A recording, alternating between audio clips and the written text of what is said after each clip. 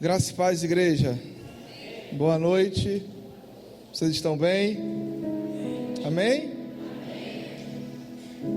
Tem expectativa aí no seu coração para a noite de hoje? Você crê que Jesus vai fazer algo poderoso no nosso meio? Mas você crê de verdade? Amém? Eu queria, antes de dar início, à mensagem, já deixar aqui como um tom de despedida o nosso agradecimento por essa igreja, pelo pastor Jorge, por toda a equipe, que sempre nos trata com tanto carinho, Nós, de fato, nós nos sentimos no ambiente de família, a forma que vocês nos tratam, a maneira como vocês nos honram, e isso é um motivo de louvor e agradecimento, Nós louvamos, oramos e agradecemos a Deus pela vida de vocês, amém? Amanhã nós estaremos retornando para a nossa cidade. Hoje nós estamos morando em Mantenópolis, interior do Espírito Santo, mas nós somos cariocas. Viemos para o Espírito Santo debaixo de uma direção, debaixo de uma palavra, e achávamos que ficaríamos ali durante um ano e retornaríamos para a nossa cidade para continuar vivendo aquilo que Deus tinha para nós lá, mas como a palavra ela mesmo diz, que os planos vêm do nosso coração, mas a resposta da boca vem de Deus. Então o Senhor já multiplicou esse tempo e hoje nós já estamos vindo à igreja Núcleo de Adoração, pastoreando uma igreja local em Mantenópolis. A nossa sede fica em Barra de São Francisco, E hoje nós estamos aqui para poder dividir com vocês um pouco do que nós temos carregado. Quem esteve aqui ontem? Só para eu ter uma ideia, amém? Boa parte da igreja. Ontem nós falamos um pouco sobre gerar um avivamento. E o que nós temos observado é que a nossa geração, a maneira como nós falamos, anunciamos, oramos, o nosso sermão, a nossa narrativa a respeito desse assunto, ele está fundamentado, nos aspectos do meio para o final. E isso é extremamente importante e glorioso, colocar a nossa fé e o nosso coração nos acontecimentos de um avivamento. O avivamento é uma profecia que foi anunciada por muitas gerações, há anos atrás. Gerações e gerações desejam viver esse avivamento. E nós entendemos que por mais do que o meio para o final, o desenrolar e a parte final de um avivamento são extremamente importantes, nós cremos que tudo aquilo que tem um final precisa também ter um início. E o início de um avivamento é quando Deus encontrar pessoas dispostas a gerarem essa profecia. E aí, eu estou colocando aqueles que não tiveram aqui ontem dentro da mensagem, porque hoje é o segundo degrau, uma segunda parte. Nós vamos subir um pouco mais, amém? Amém. E aí, o Senhor, quando eu estava orando por esse tempo, por esses dias, o Senhor falava assim: Diego, não existe maneira melhor de gerar do que você olhar para aquelas que queriam gerar, mas que não podiam. Então a vida de uma mulher estéril tem muito a nos ensinar. E o que nós observamos, hoje nós tivemos um tempo de mesa aqui, nós conversamos um pouco a respeito desse assunto, que Deus sempre escolheu a concepção e o gerar, o nascimento de um bebê é algo que só Deus pode fazer. Por si só é algo extraordinário. Mas quando Deus ele separa mulheres que não podem gerar, ou que Ele limita essa geração por um tempo para um propósito, essas mulheres elas geram, elas anseiam, elas valorizam aquilo que Deus colocar no ventre dela, porque em outrora, em outro tempo, ela não tinha essa capacidade, mas pela graça de Deus, pelo favor de Deus, Deus escolheu essas mulheres para que elas pudessem gerar. Então o que nós fizemos aqui ontem foi analisar alguns aspectos da vida de uma estéril. E aí nós falamos um pouco a respeito da vida de Ana. Ana foi uma mulher que ela se comprometeu a um nível de intercessão, clamando por uma semente. uma mulher estéril, incapaz de poder gerar.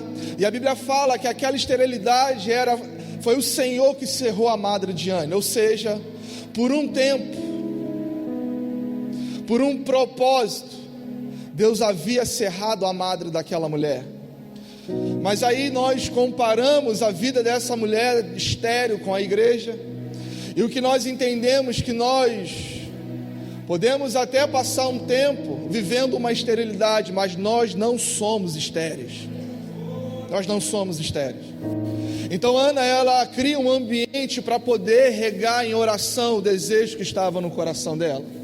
E nós entendemos que é extremamente importante gerar esse avivamento debaixo de lágrimas, debaixo de oração, um nível de intercessão, um nível de quebrantamento, porque avivamento, igreja, não é gerado erguido, avivamento não é gerado, de pé, não, avivamento ele é gerado quando nós nos dobrarmos diante da presença.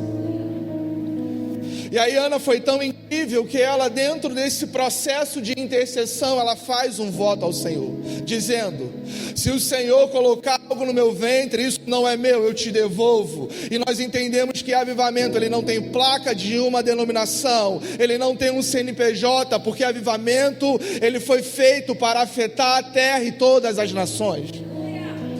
Então, se nós estivermos gerando uma palavra, nós vamos ter que estar disposto a devolvê-la ela para o Senhor. Amém?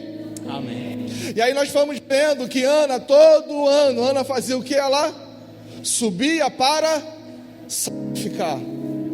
Todos os anos, Ana subia junto com o seu marido, Eucana, para adorar o Senhor no templo e sacrificar, porque nós entendemos que essa esterilidade não pode nos parar, porque todo tempo nós precisamos continuar subindo, porque isso é gerado, conquistados nas regiões celestiais em Cristo Jesus.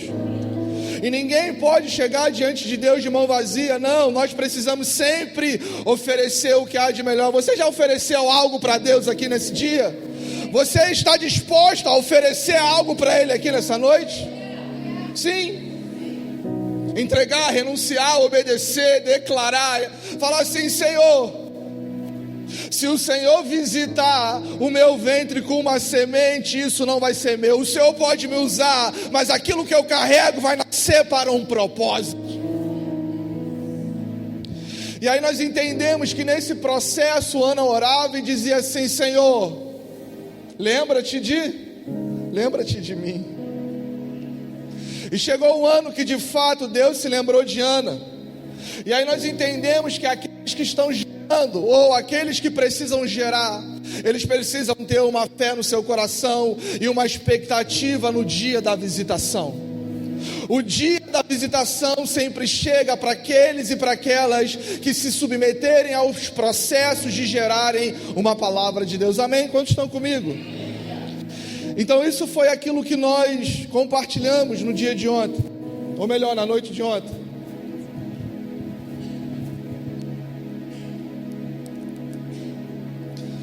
E igreja, eu quero que você entenda algo.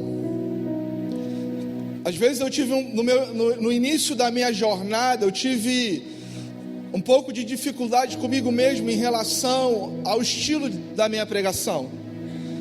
Não é aquela pregação que flui na mestria, apesar que eu acredito que todo profeta é um mestre, mas é um cunho profético de linkar textos e discernir o tempo a qual nós estamos vivendo.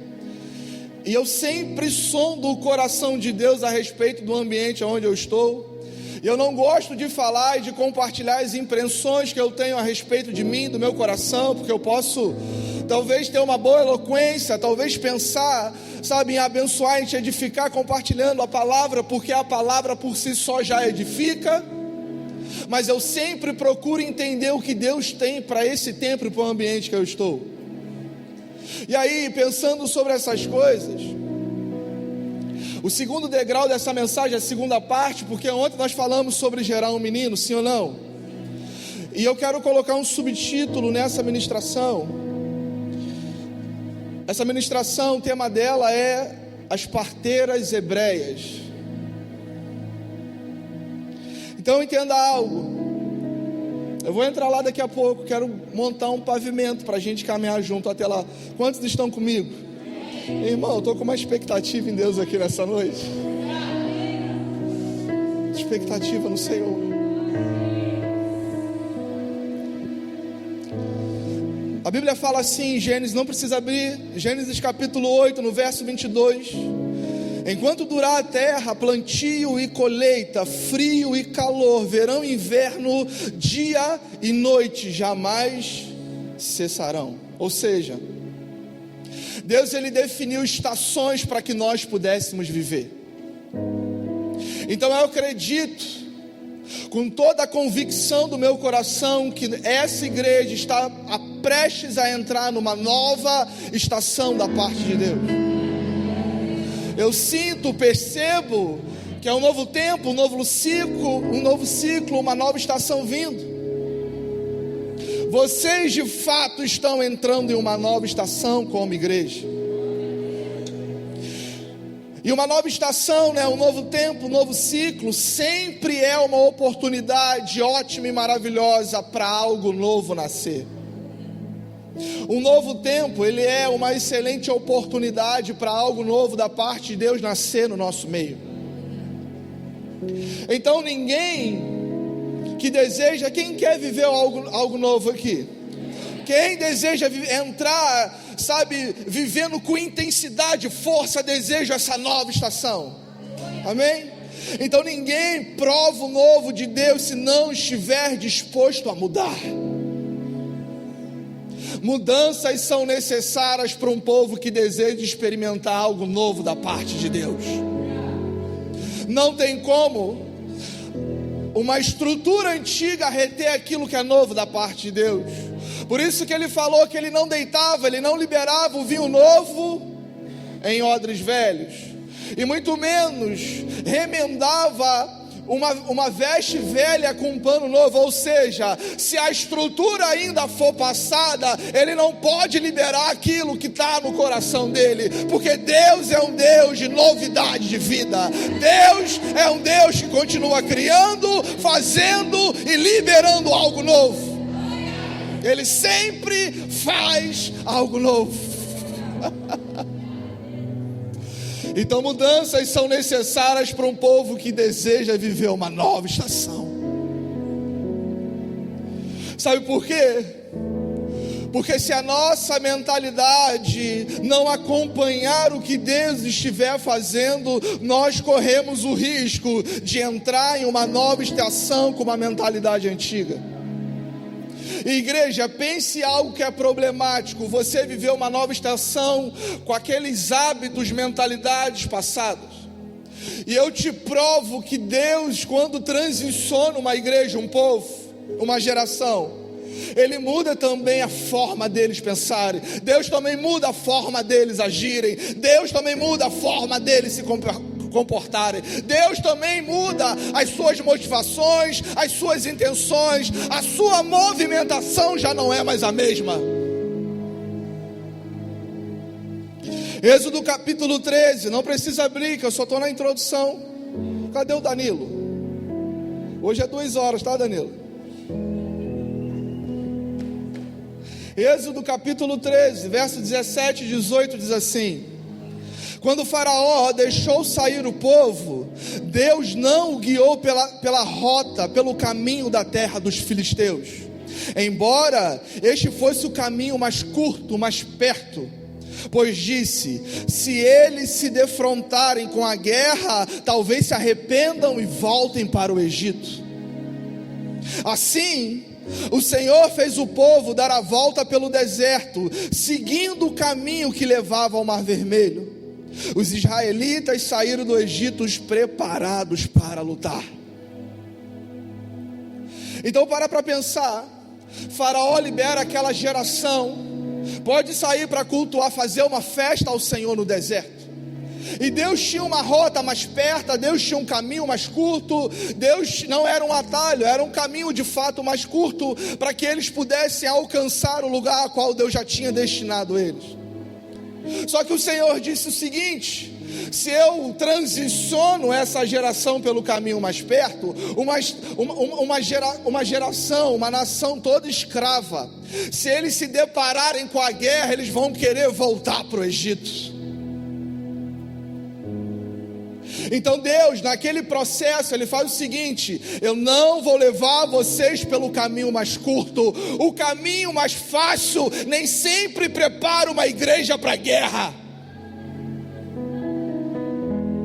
Deus falou o seguinte: eu vou recalcular a rota, e eu vou pegar vai durar um tempo maior, vai durar uns meses a mais, você vai precisar ter um maior esforço, um pouco mais de paciência, mas nesse processo de transição, imagina um povo que era escravo, acostumado a lidar com foice e com enxada, pegando um escudo e espada.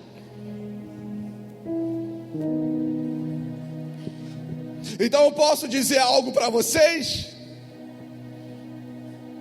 Se ainda não aconteceu, fiquem tranquilos, porque nesse processo de transição, Deus está transicionando a mentalidade de um escravo para uma mentalidade de um povo guerreiro.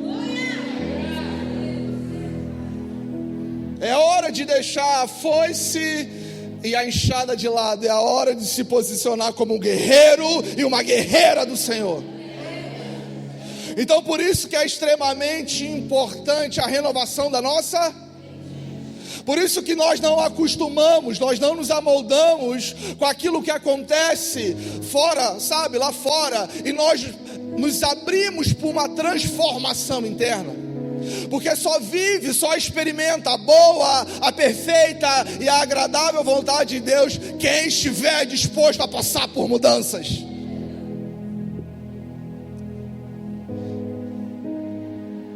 E agora sim, dito isso, eu peço para que você abra comigo Êxodo capítulo 1.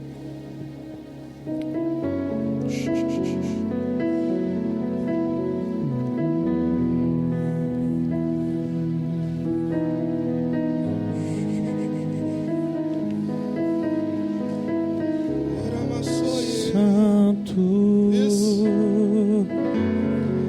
Santo. Isso, vamos lá.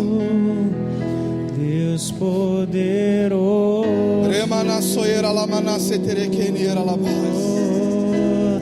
Santo, Santo, Deus poderoso.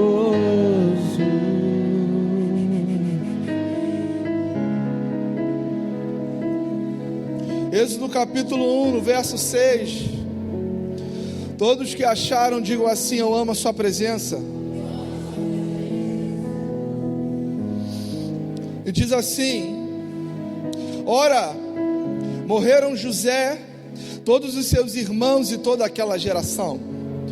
Os israelitas, porém, eram férteis, proliferaram, tornaram-se numerosos e fortaleceram-se muito, tanto que encheram o país. Então subiu ao trono do Egito um novo rei que nada sabia sobre José. Disse ele ao povo: vejam, o povo israelita é agora numeroso e mais forte do que nós.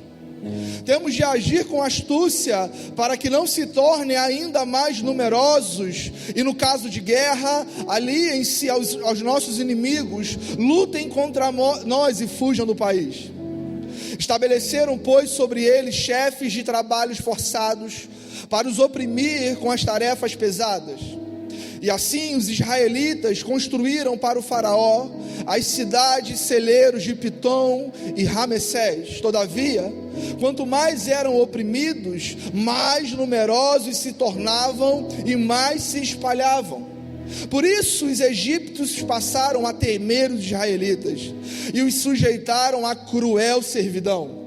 Tornaram-lhe a vida amarga, impondo-lhes a árdua tarefa de preparar o barro e fazer os tijolos, e executar todo tipo de trabalho agrícola. Em tudo os egípcios os sujeitavam a cruel escravidão. Até aqui por hora. Deixa a sua Bíblia aberta aí, em nome de Jesus.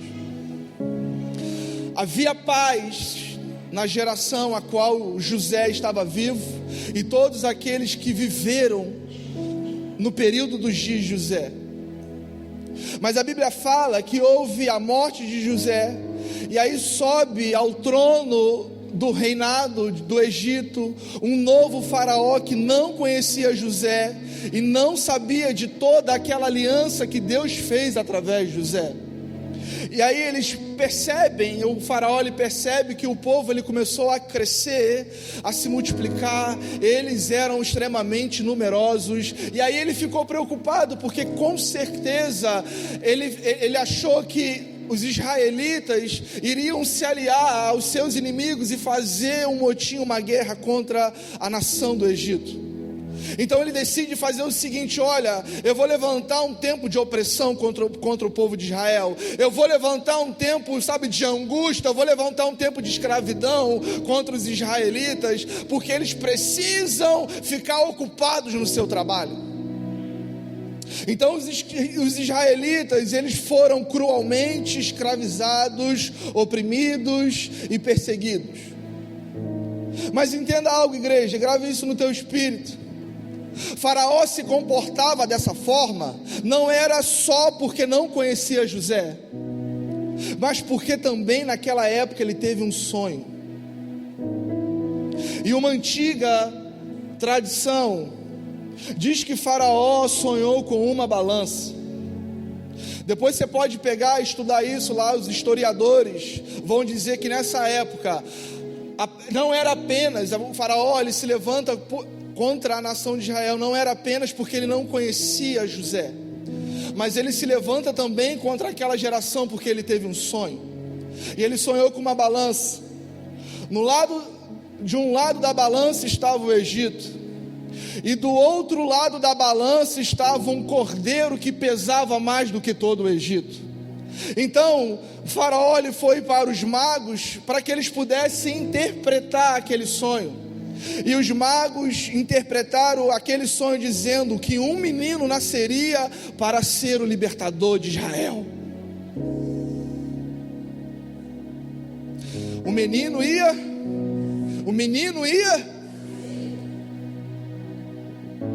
de um lado, a balança, de um lado, imagina toda uma nação do lado de uma balança. Agora imagina do outro lado apenas um cordeiro que pesava mais do que todo aquele outro lado. E eles entenderam algo: olha, vai nascer um menino que vai ser o libertador desse povo.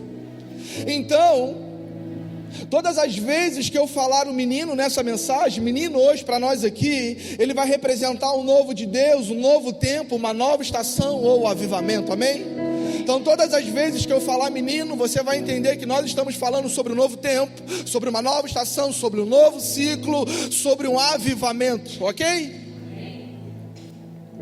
E aí o versículo 15, acompanha comigo por favor.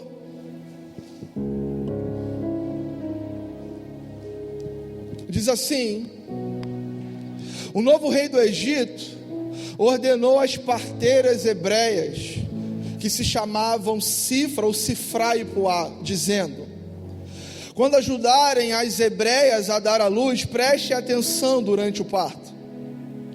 Se for menino, matem o bebê. Se for menina, deixem que viva. As parteiras, porém, fizeram o quê? As parteiras fizeram o quê? Temeram a Deus e não fizeram como o rei do Egito lhes dissera, antes conservavam os meninos com vida. Então o rei do Egito convocou as parteiras e lhes perguntou: por que vocês fizeram isso? Por que deixaram viver os meninos? Responderam as parteiras do faraó: as mulheres hebreias não são como as egípcias, são cheias de vigor e dão à luz antes de chegarem as parteiras. Então Deus foi bondoso com as parteiras, e o povo ia se tornando ainda mais numeroso, cada vez mais forte.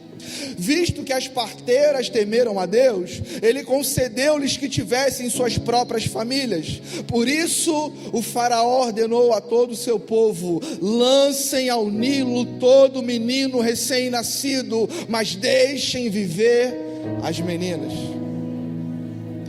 Então sempre que eu falar menino aqui, se lembra que isso representa uma nova estação, um novo tempo, um novo ciclo, representa o avivamento que nós estamos gerando. A Bíblia fala que houve um decreto de morte contra os meninos. A Bíblia fala que Faraó ordenou para que todo menino fosse lançado no rio Nilo. Ele não queria a vida de nenhum menino recém-nascido. E essa sempre é uma das maneiras que o diabo usa para tentar paralisar o novo de Deus. Ele sempre procura matar e neutralizar aquilo que Deus está fazendo. Sempre. Assim também aconteceu com o nascimento do menino Jesus. Algo novo está surgindo. Algo novo está acontecendo. Será que eles não estão percebendo? Já estão produzindo um rio no ermo, veredas no deserto. Isaías 43 diz isso. Eu vou deixar lá para o final, porque nós vamos declarar profeticamente isso sobre vocês. E aí ele fala, olha, vamos liberar um decreto de morte, e eu quero que vocês peguem esse menino e liberem ele sobre as águas do Nilo.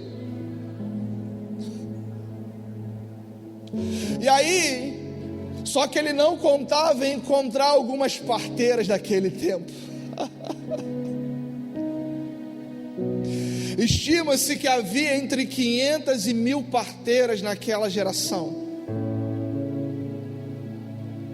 Imagina esse número, de 500 a 1.000 mulheres que trabalhavam, seu ofício, seu encargo era dar à luz, ou ajudar a dar à luz aquilo que estava prestes a nascer. E de todas elas, 2 foram contempladas, chamadas Sifra e Puá. Por quê? Fala assim para mim, por quê, pastor? Dentre 1.000 parteiras, apenas 2 foram contempladas com essa graça. Sabe por quê? Porque elas se moviam em temor. De todas as parteiras que haviam em Israel, Deus confiou o nascimento do menino, do novo de Deus, do novo tempo, da nova estação, nas mãos de Sifra e Puá. Sabe por quê, igreja? Sabe por que Sifra e Puá foram as primeiras a colocarem a mão no novo de Deus? Sabe por que elas foram escolhidas para colocar e segurar primeiro, até mesmo antes daquelas que estavam gerando? Sabe por quê? Porque elas eram aquelas que se moviam em temor. Elas se moviam em temor.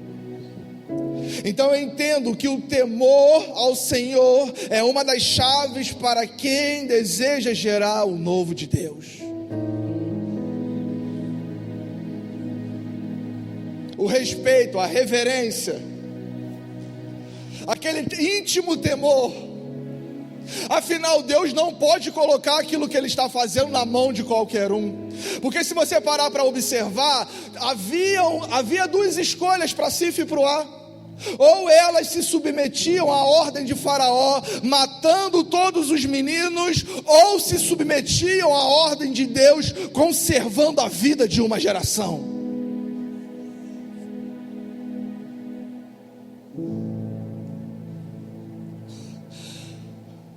Aquele novo tempo estava sobre a responsabilidade de 2.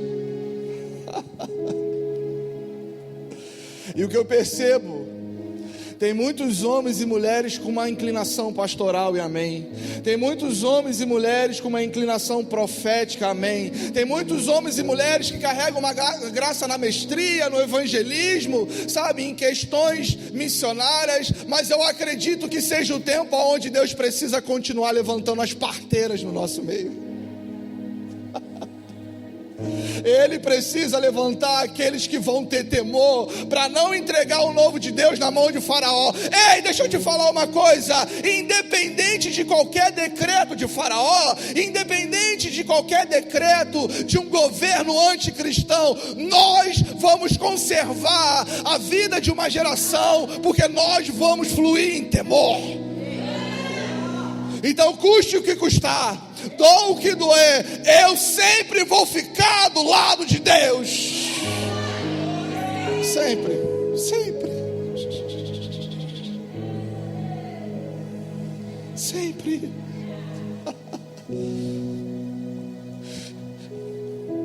Quem dera, a Bíblia fala assim, se eles tivessem sempre no coração essa disposição para me temer. Olha só o que Deus está falando através de Moisés. Quem me dera se eles sempre tivessem no coração uma disposição de me temer, para obedecer a todos os meus mandamentos. Assim, tudo iria bem com eles e com seus descendentes para sempre. Sabe por quê, igreja? Deus não é Deus de uma outra geração. Deus é Deus de uma próxima geração. Deus é Deus de continuidade. Então Deus não para aquilo que Ele está fazendo aqui agora e começa daqui a 50 anos, não. Deus sempre separou os remanescentes, e aqueles que vão colocar a mão, sabe, no menino, no novo tempo, no novo de Deus, no avivamento que nós estamos buscando, são homens e mulheres encharcados de temor.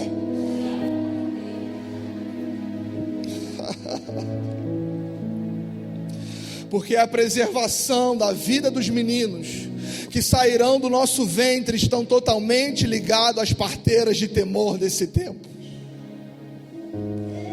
Aquilo que vai sair do nosso ventre está totalmente ligado à vida das parteiras de temor dos nossos dias. Está ligado? Então por isso que uma casa que gera, ele precisa ter aqueles que estão dispostos a gerarem essa profecia. Mas o segundo degrau é ter homens e mulheres de temor para poder colocar a mão no novo de Deus. O novo de Deus não pode nascer nas mãos de qualquer parteira hebreia, não pode. O novo de Deus precisa nascer nas mãos das parteiras como Sifrá e Puá, aquelas parteiras hebreias que se moveram em temor. Por isso que o inferno, ele sempre tenta parar pessoas propositais. Por isso que o diabo sempre tenta neutralizar pessoas específicas, pessoas que foram geradas para um propósito, pessoas que se submetem ao temor e ao respeito ao Senhor.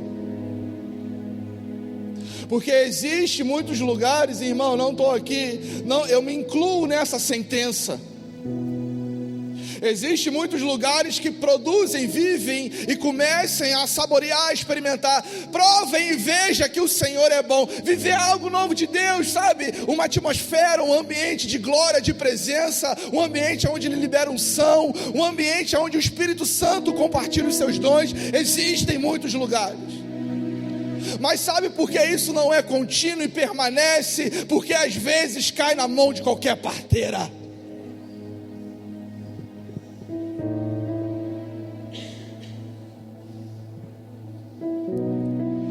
Agora deixa eu te falar uma coisa, se o inferno tem tentado te parar, é porque você é uma pessoa específica para esse tempo.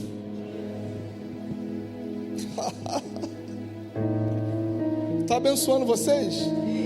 Eu estou sem pressa aqui. A coisa, se tiver que parar, a gente para aqui agora, tá bom?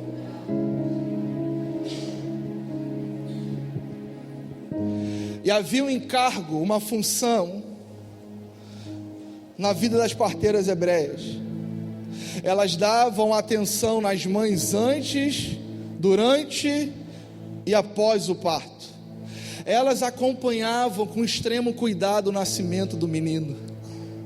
Eram elas que davam suporte nas mães, naquelas que geravam, para que os meninos pudessem crescer, para que o menino pudesse crescer, se desenvolver e alcançar a estatura pelo qual Deus criou ele para ser. Só que na maioria das vezes, as parteiras não tinham filhos. Sifra e Puá, elas foram contempladas, porque o resultado do galardão dela foi Deus dando uma família para elas. Mas isso não era normal, sabe por quê? Porque a parteira, ela era cerimonialmente impura, porque ela sempre tinha contato com sangue.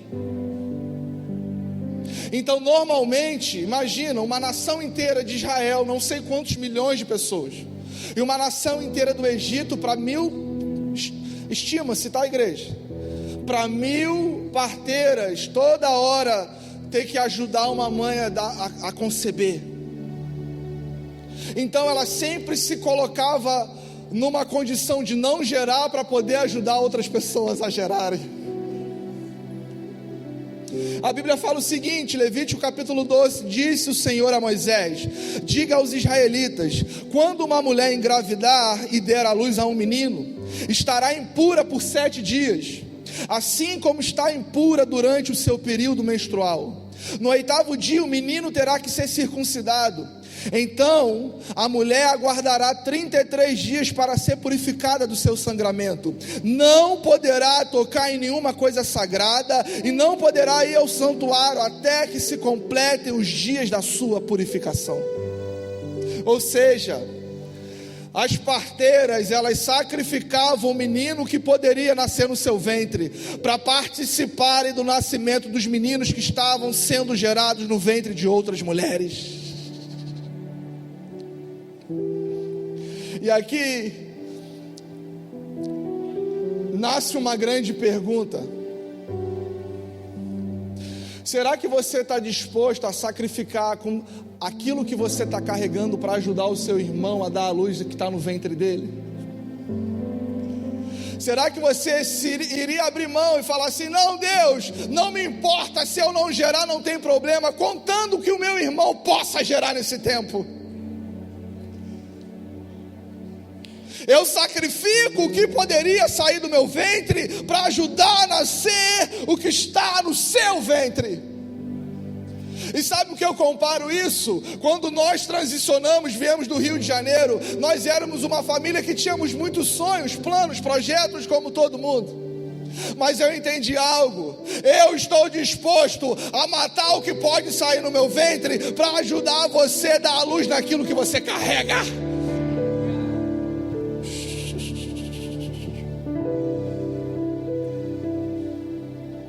Então as parteiras são aquelas que colocarão primeiro as mãos no novo de Deus, e para isso será necessário temor, porque são elas, porém não são elas, entenda isso, as parteiras são as primeiras que colocam a mão no menino, mas não são elas que geram, porque o menino ele é gerado e concebido por uma família.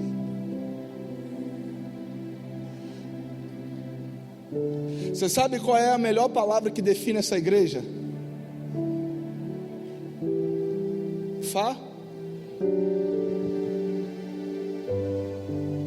Assentados hoje à mesa, né, os irmãos aí falando que há 3 anos atrás eles ainda faziam coisas de menino, falavam como menino, se comportavam como menino. Mas a chave virou, a estação mudou, e agora todos aqueles meninos constituíram uma? Ou seja, se ainda tiver parteira nesse meio, eu quero declarar que essa família vai gerar o novo para essa cidade. Eu quero declarar profeticamente que o que define vocês não é a placa, porque o que Deus está constituindo na face da terra chama-se família. Família. No jardim do Éden, Deus constituiu uma? Me ajuda aí, uma? Quando o juízo de Deus tocou a terra por meio do dilúvio, Deus salvou Noé e sua? A união entre Jesus e a igreja é comparada ao noivo e uma noiva. O noivo e noivas são uma? O nosso relacionamento entre irmãos, eu sou o teu irmão na fé em Cristo, nós somos uma?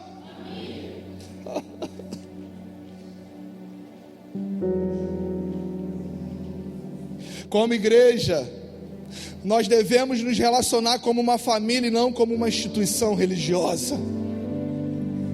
Sabe por que a instituição fere, mas a família cura? Sabe por que a instituição gera filhos religiosos, mas a família gera filhos para o reino? A instituição valoriza o que você tem, mas a família valoriza quem você é e quem você está se tornando. A instituição, ela sempre busca a glória dos homens, mas a família de Deus sempre busca e devolve a glória para Ele. Família está com você no tempo bom, no tempo ruim. Família é família. não abandona, sempre está do lado. Então eu posso te falar uma coisa: se essa igreja estiver disposta a gerar nesse tempo, se relacionem como uma família. Porque é assim que é gerado o novo de Deus. O menino não nasce através das parteiras, porque os meninos nascem através de uma família. E aí, se você pular para capítulo 2 de Êxodo, vamos lá, que eu só tenho mais 45 tópicos aqui.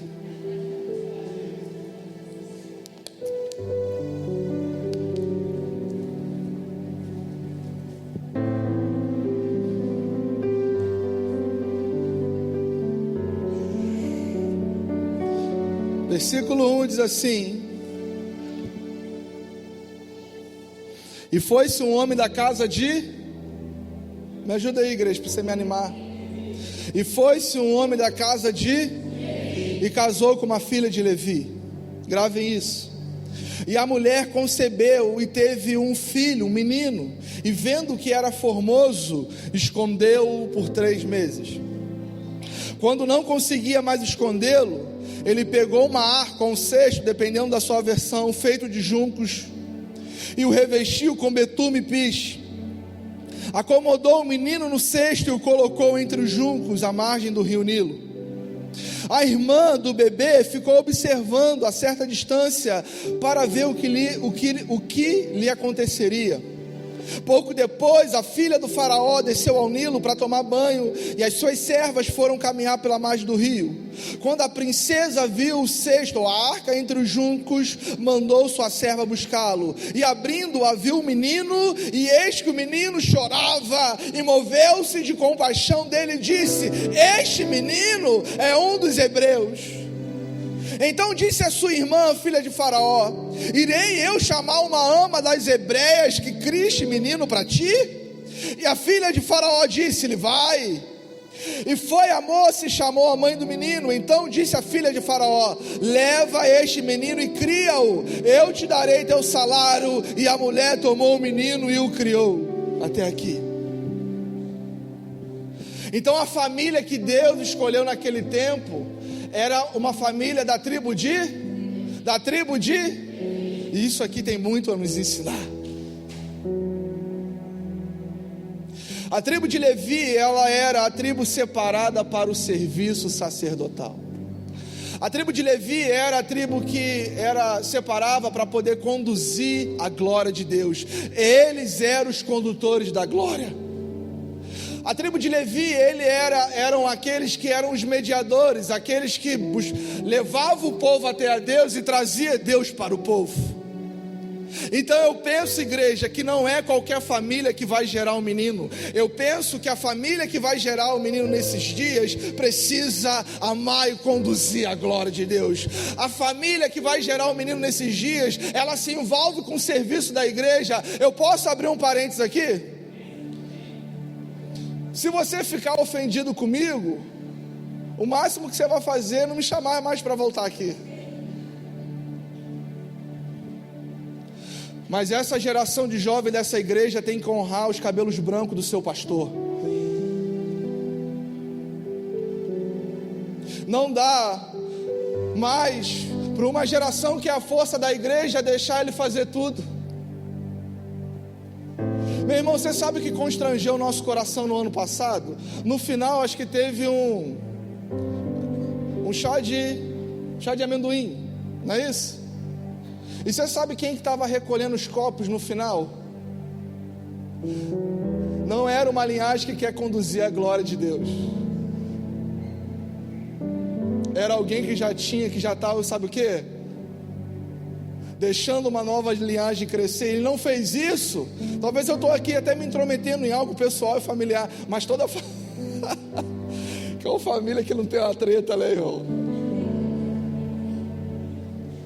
Coração é servo, mas não tem como crescer para gerar um menino se a gente não crescer também no serviço. E você sabe que o nosso pastor esses dias, quarta-feira, a gente foi no culto na sede, que é em Barra de São Francisco. Ele deu um exemplo maravilhoso, e ele disse o seguinte: que uma galinha chamou o porco para comer um hambúrguer, e ela disse o seguinte: e aí, vamos fazer, eu não sei como fala aqui a expressão, né? Um rateio, porque eu quero comer um hambúrguer. Eu pensei em dar o ovo e você dá o bacon.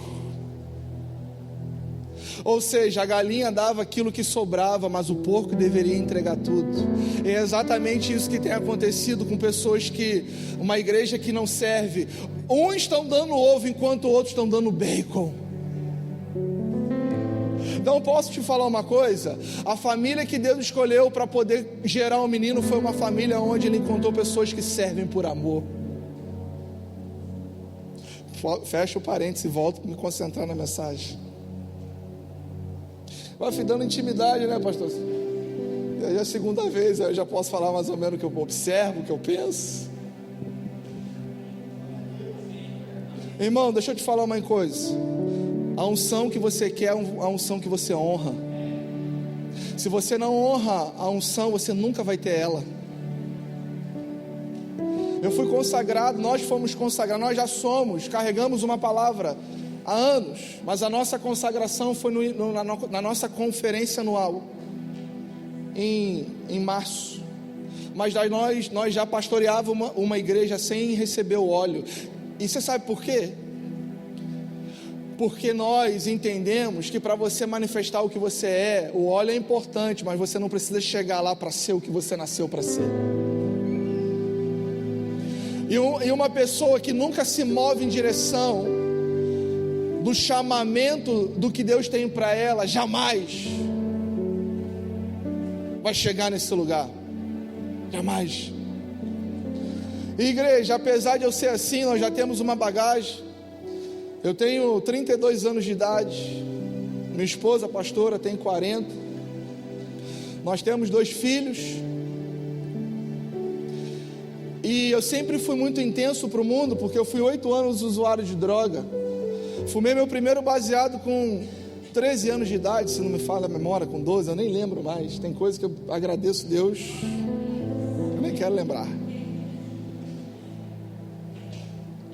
Mas eu sempre fui alguém que sempre me envolvia muito no mundão, e sempre aonde tinha um lugar para servir, eu servia. E quando eu vim para Cristo, você sabe antes qual foi o processo, antes de eu ser... Primeiro, deixa eu te falar uma coisa. Eu não sei nem se isso não estava no script, tá bom? Primeiro, você sabe da palavra que você carrega. Segundo, a sua liderança reconhece. E terceiro, a igreja libera. Deixa eu te falar uma coisa. Nós começamos a ser chamados de pastores quando nós éramos o líder do ministério que limpava a privada da igreja. Porque o caminho, a primeira porta que todos nós devemos passar é a porta das ovelhas. Então deixa eu te falar uma coisa, igreja, principalmente ao público jovem. Se vocês estão dispostos ou querendo e desejando gerar um menino, cresçam no serviço nesse lugar. Chega de dar o ovo, começa a dar o bacon.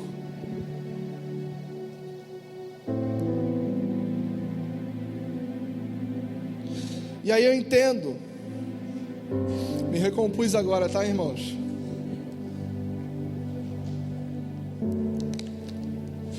Que pensa uma família que gerou num ambiente de pressão, de opressão, de decreto de morte. Aí sabe o que eles fizeram? Aquela família da tribo de Levi, ela escondeu por quantos meses o menino? 3. Você vai ter que ter coragem para arriscar e esconder quando for necessário aquilo que Deus está te entregando.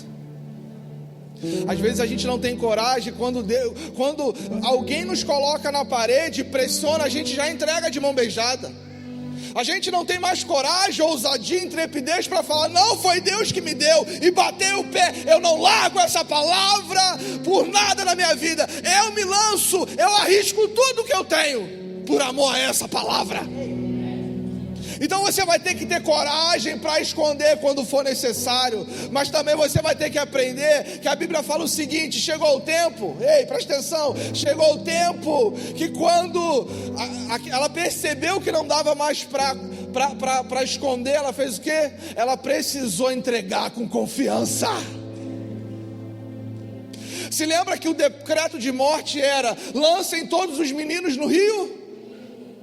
E ela fez o que? Eu entrego com confiança sobre o rio Nilo, porque eu sei, se eu entregar para ele, ele vai me devolver. Deixa eu te falar uma coisa, igreja, isso é a misericórdia triunfando sobre o juízo. Vem, sabe, vem um decreto de morte, vem algo para te parar, para te neutralizar, mas se você se mover em temor, se você, sabe, tem coragem para esconder e tem confiança para entregar, Deus vai colocar o cenário. Sabe qual foi o cenário perfeito? Que a filha de Faraó, ela achou o menino e ela disse o seguinte: olha, deixa eu ver, esse é um filho dos hebreus, chama uma pessoa para poder criar nele. E ela falou o seguinte: eu vou dar um salário e proteção e provisão para aqueles que têm coragem de esconder e para aqueles que têm coragem de entregar sobre as águas do Nilo. Então, quando vem para você, Deus te dá com todo o recurso que você precisa. E aí você vai ficar pensando: mas a gente não tem dinheiro para poder manter uma estrutura boa. Deixa eu te falar, proteção e provisão são dados para quem gera o menino.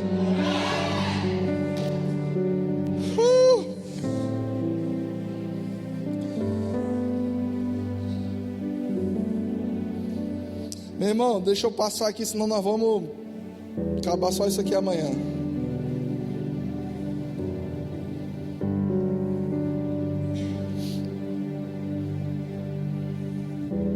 Eu quero que vocês entendam algo.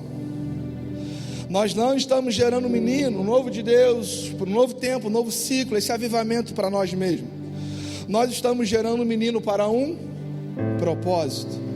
E você já parou para observar quantas vezes a pessoa que gera aparece na Bíblia? Talvez aí 3, 4, 5 capítulos. E você já percebeu, já observou quantos capítulos ou a história que a gente lê daqueles meninos que foram gerados?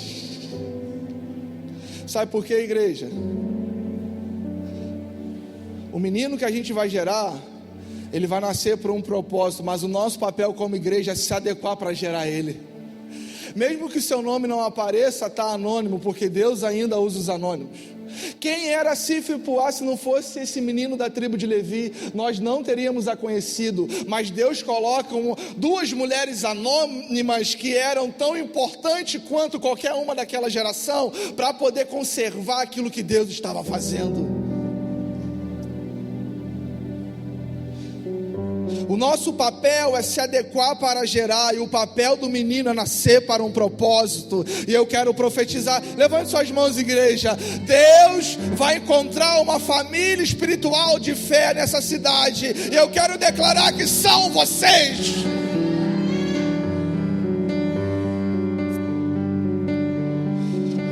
O papel do menino é nascer para um propósito, mas o nosso papel é se adequar para que ele nasça através de nós.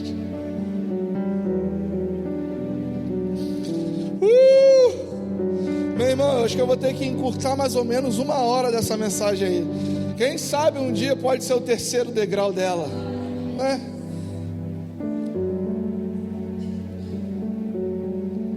Eu ia entrar aqui agora, eu não sei se eu posso ou posso. Na hora que você estiver aqui, bater o sino aí, eu largo aqui o microfone.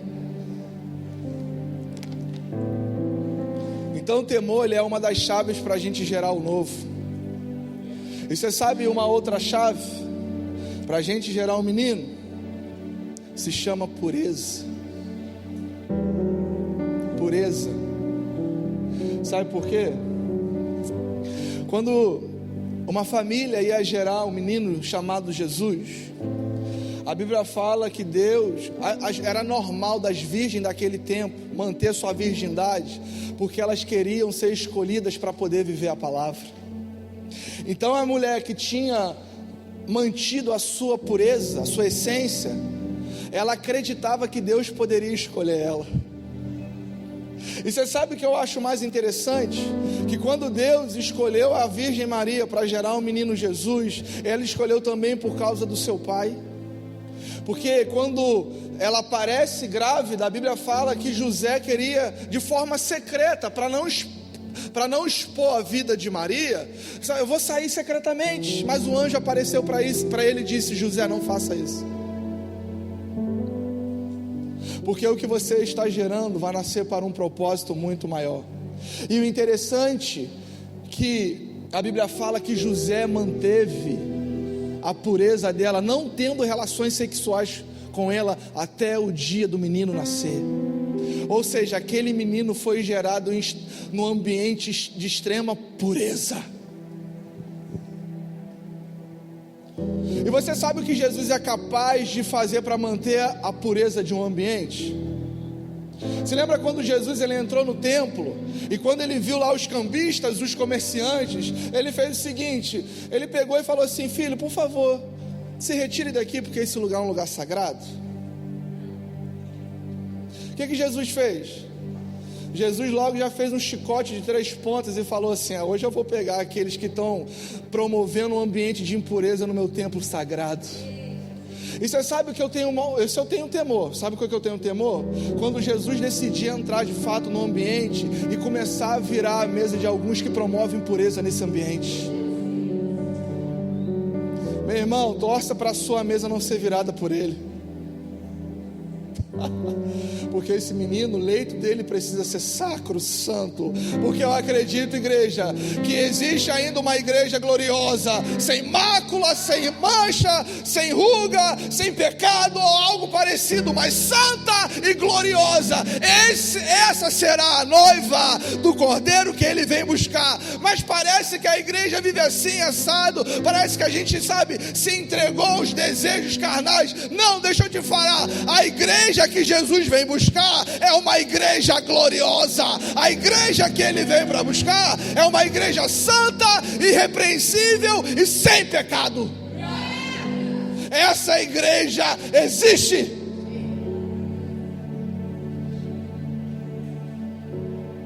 Existe. E eu ia entrar aqui na vida de Oséias, mas eu acho que vai ficar um tom pesado demais. Porque Deus, um dia, para poder comparar a infidelidade do povo, ele fez o seguinte: ele pegou um homem, um profeta, e disse o seguinte: você vai casar com uma prostituta para poder mostrar como que é a relação do povo comigo. Gere filhos de prostituições. A infidelidade conjugal, ela é comparada com a infidelidade espiritual. E aquela geração, a geração de Oséias, eles cometeram o mais vergonhoso adultério, que era se afastar de Deus, viver em meio ao pecado, e a fonte deles era a idolatria. Isso é vergonhoso. Só que a maneira, eu vou encurtar a história, porque a gente vai orar aqui ainda. A maneira que Deus restaurou a pureza daquela igreja, sabe como que começou o processo? Oséias capítulo 2, versículo 14: e eu atrairei ela para o deserto, porque no deserto eu falarei ao seu coração. Você sabe como vai ser o processo que Deus vai restaurar a pureza da igreja? Nos levando de novo para o deserto. Porque deserto não tem Baal, deserto não tem amante, deserto não tem como a gente correr atrás do pão, como a gente correr atrás do vinho, como a gente negociar Deus com qualquer coisa, como a gente negociar e colocar Deus em segundo plano, quando a gente não tem como mais no deserto, ficar barganhando com qualquer coisa e dizendo assim: Deus, o que eu te dou é minha sobra. Porque deserto é o lugar onde Deus, aquele silêncio. E quando Deus olha face a face, e Ele fala assim: olha, agora você não vai chamar mais meu Baal, agora você vai me chamar, eu sou o seu marido. Deus precisa continuar nos levando para o deserto de novo. Não tenho nada contra, entenda, eu também canto na comunhão, mas o seu deserto vai chegar ao fim. A minha oração é ao contrário. nos envia para aquele lugar, Deus. Porque provavelmente o Senhor está cansado de ouvir o nome do Baal na nossa boca, ao invés de ouvir a confissão do que eu te amo. Então o deserto é o lugar onde Deus trabalha para poder purificar a sua igreja.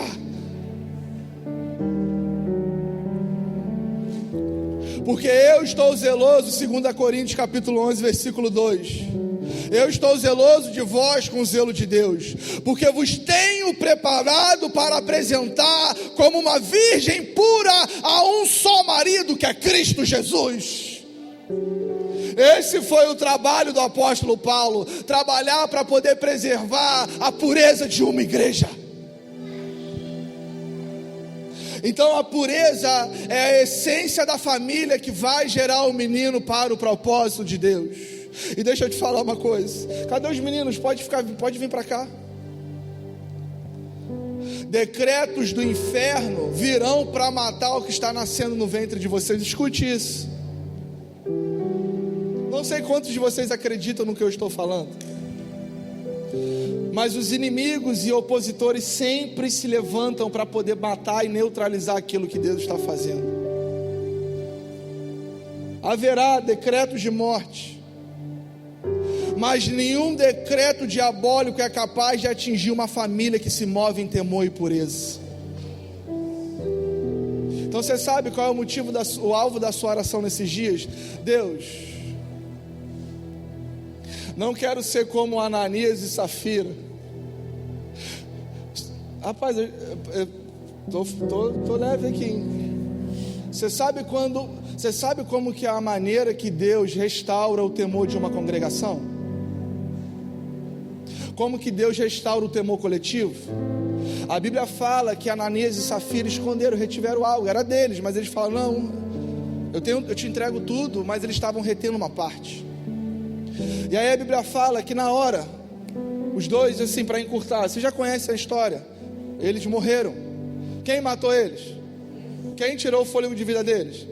E a Bíblia fala que houve grande temor diante da congregação. Você sabe como que Deus promove um temor coletivo no coração da igreja? Quando Deus começar a matar alguns que não têm se movido com um temor sincero. Meu irmão, permaneça nesse ambiente de salvação, porque para Deus restaurar o temor coletivo, Ele começa a matar algumas pessoas.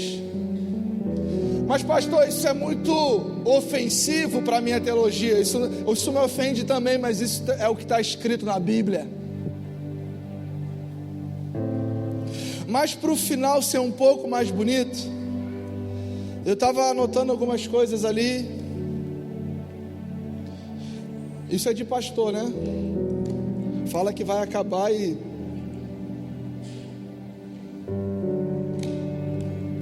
Deus falava assim comigo, Diego,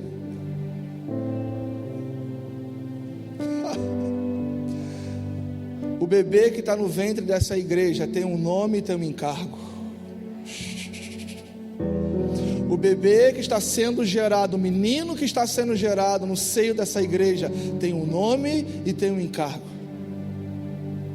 Agora, o Senhor vai precisar da ajuda de vocês para que esse bebê nasça. Sabe por quê? Ele me levou até a vida de Ruth com Boaz.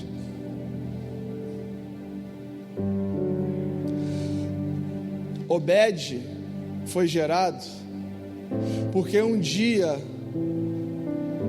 Ruth se deitou aos pés do remidor. Sabe como que esse bebê que se chama Obed, Obed significa aquele que serve, aquele que adora, vai ser gerado por vocês? Quando vocês voltarem a deitar no pé do remidor de novo. Quando o remidor e o resgatador olhar para vocês, vocês estão aonde? Ele olhar para baixo, vocês estão nos meus pés? Então essa é a hora de nós darmos luz a esse bebê que está no ventre de vocês. Fique de pé, igreja, em nome de Jesus.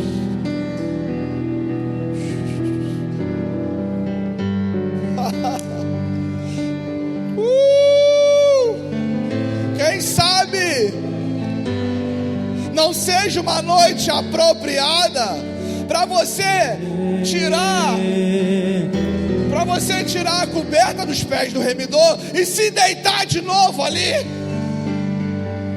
Esse bebê é fruto de intimidade, porque ninguém que gera um Obed, aquele que serve e aquele que adora, serviço e adoração é gerado nos pés do resgatador.